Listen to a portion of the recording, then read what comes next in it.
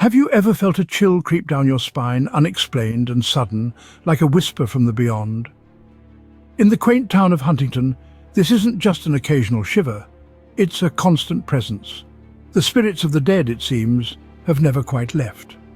The history of Huntington is steeped in tales that blur the lines between reality and the supernatural.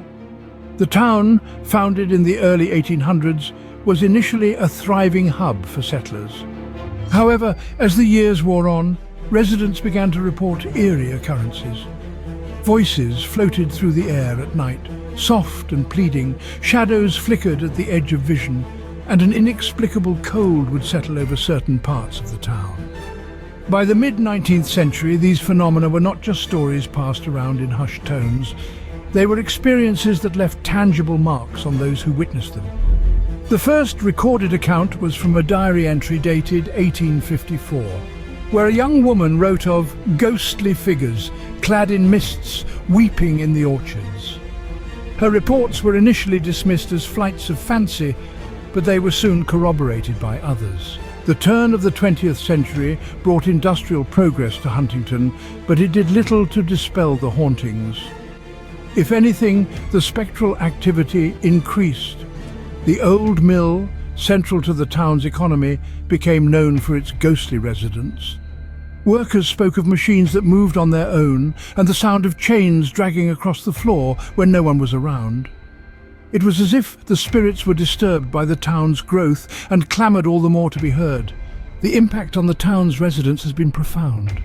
Generations of families have lived with the hauntings, each new child learning the old stories, each elder watching as the lights flicker without cause. The psychological burden has woven itself into the fabric of Huntington's identity.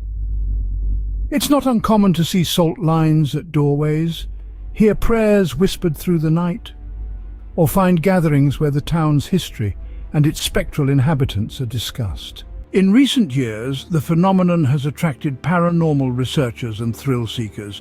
Each comes with the hope of understanding or experiencing something otherworldly. Yet more often than not, they leave with more questions than answers, a shared shiver with the locals that perhaps some things are meant to remain mysteries. As we reflect on the haunting of Huntington, we must ask ourselves, where does the boundary between life and death truly lie? And in a town embraced by spirits, can the living ever hope to find peace? Or are they forever entwined with the echoes of the past? The spirits of Huntington whisper still, and perhaps in their cries lie answers to questions we are only just beginning to ask.